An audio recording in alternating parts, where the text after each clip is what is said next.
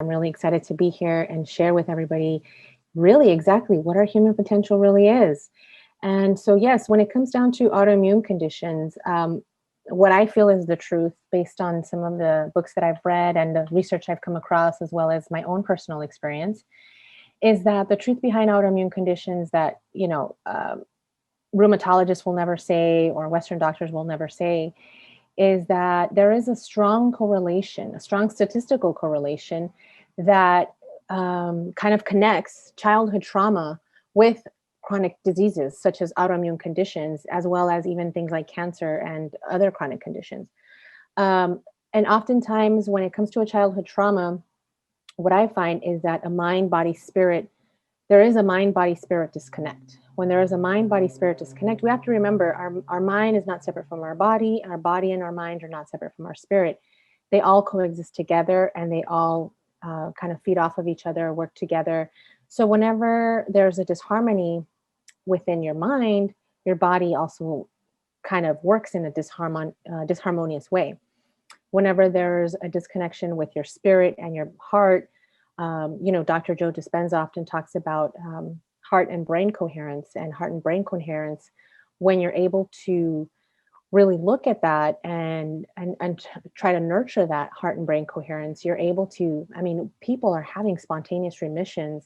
I don't know if you're familiar with Dr. Joe Dispenza, but he has a lot of great data on this, on these experiences. He works a lot with using guided meditation and imagery. So that's what I feel has a lot to do with autoimmune conditions. I feel that it does come down to a mind, body, spirit disconnect. And I think that's the role that Western medicine is kind of not looking at. It doesn't really have a role in that area, unfortunately. There are limitations with Western medication, Western medicine. However, I don't feel that it's completely unnecessary. It obviously is when it's appropriate. But that's where these Eastern modalities come in, and that's where shamanic arts come in, shamanic modalities, things like meditation, more energy medicine. A lot of that may sound esoteric and unfamiliar to a lot of people, especially if you're more on the skeptical side. But there is some great statistical correlations with that as well. Well, that's really interesting. You like basically correlate childhood experiences and maybe even experiences that happened before childhood or even like in the womb. Is that something that can be correlated to autoimmune disease too? Absolutely. I believe that 100%. When we are in our wombs, when we are in the womb of our mothers, we are directly feeling what is happening with the mother to be.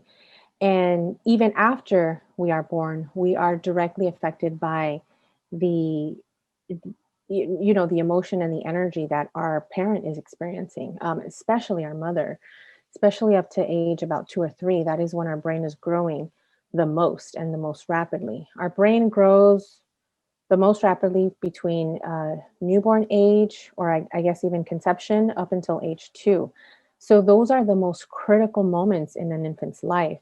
And there is this heightened sensitivity to what the parent is experiencing, particularly the mother, more than anyone. But any really caregiver that is present in the infant's life, whatever they're experiencing, whatever's happening in the home, the infant is absolutely sensitive to that information, that energy, that frequency that is being transmitted. Because we have to remember we are on a frequency. We are on a frequency. Our frequency is organically and naturally tuned to the frequency of nature. Whenever we have these external influences, like a lot of the signals that are being emitted by technology, things such as wireless devices, Wi-Fi, it disrupts our signals and it disrupts the perfect balance and harmony that we have within our body. When we are being exposed to these frequencies on a consistent basis and for a prolonged period of time, then that accumulation of disharmony just adds up. And it, after a certain amount of time, it can manifest as a disease, as an illness, as a chronic condition. It just, everybody processes these things differently. Some of us may be more sensitive than others, and others may not even be aware and may not have physical symptoms. So you mentioned shamanic arts and how they play in the healing process. And I'm really glad that you mentioned that because, in our Western mindset, which is completely different from the rest of the world, we separate the mind and the spirit component of the healing process. So can you explain, what does shamanic arts mean in this the whole concept of healing? Right. Well, you have to start looking at disease and conditions from a different mindset, a different perspective. Like I mentioned, mind, body, spirit. So when our body is disconnected from our mind and our mind is disconnected from our spirit, there's a disharmony, there's a disruption. Things are not functioning the way they should. When there's a childhood trauma from an early age, this child grows up in a way where they have this defense mechanism that they have to start to implement in their lives in order to survive. At that point, they're in fight or flight survival mode. And that is what works at the time. And so when a child is from a very young age has to learn how to be responsible for themselves, let's say they grew up in an environment that's either physically abusive, it's unsafe, there's neglect, there's no structure, no consistency. There's this, babies and children, we thrive off of consistency, thrive off of routine. When that's not available, there's this constant sense of apprehension of what's going to happen next. And so from a very early age, this child, which will later become an adult, is in constant fight or flight mode. When we're in constant fight or flight mode, as you know, our neurological system, our immune system, all of that is shut down or shut off, or in the case of an autoimmune patient, goes completely the opposite and starts attacking everything in sight, which that's what an autoimmune condition is, by the way. An autoimmune condition is basically our own immune system attacking our own bodies. When our own body is attacking itself, then we have to start looking at where did it go wrong? Where did this come from? So we go backwards. We go backwards to look at where in this person's life was there that mind, body, spirit disconnect. In the case of a childhood trauma, something like a soul retrieval, which is a shamanic ritual, can help this person go back into that time, into that moment, to look at what happened and reparent themselves from that trauma. Let's say there was abuse that took place. This person can go back in time to that moment where the abuse took place, maybe reparent themselves in a way that feels better for them. It's obviously going to be painful because they're forced now to go back into this moment in time that was so painful. They repressed it, they suppressed it for so long.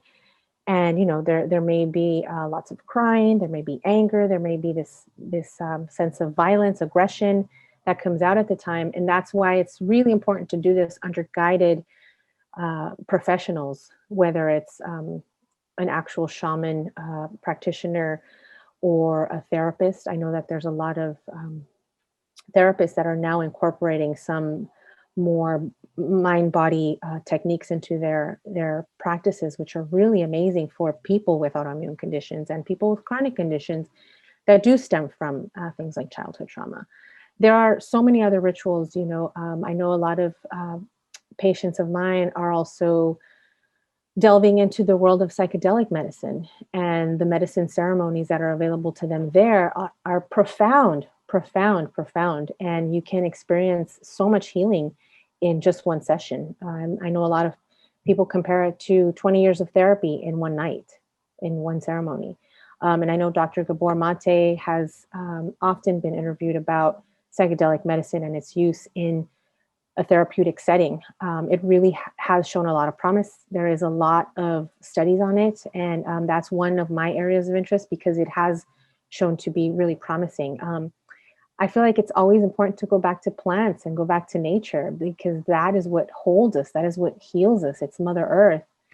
And so, yeah, shamanic arts plays a huge role in that, or can play a huge role. It's obviously not for everyone.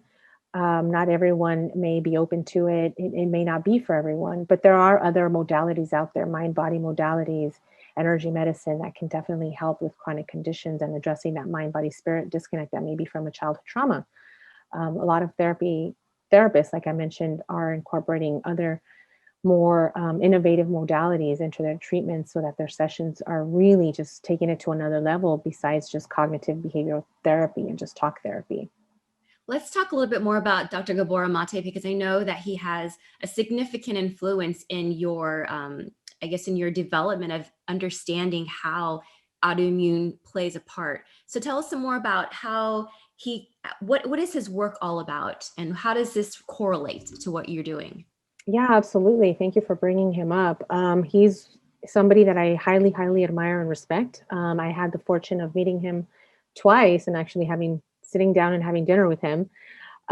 He pretty much, I felt like he was psychic because he pretty much, once I told him I used to have lupus, I healed myself from lupus and I'm an acupuncture student, because this was back in 2014 when I met him. He basically laid out my whole entire life, my whole like childhood and growing up, and he just profiled me basically based on me just telling him I had lupus, and he was spot on. And it's because he says it in his book, When the Body Says No. He does. It's very well written and very well researched. There is a huge statistical correlation between childhood trauma and autoimmune conditions, like I mentioned. And he profiles autoimmune patients into a specific kind of profile, and then the cancer patients into a specific kind of personality.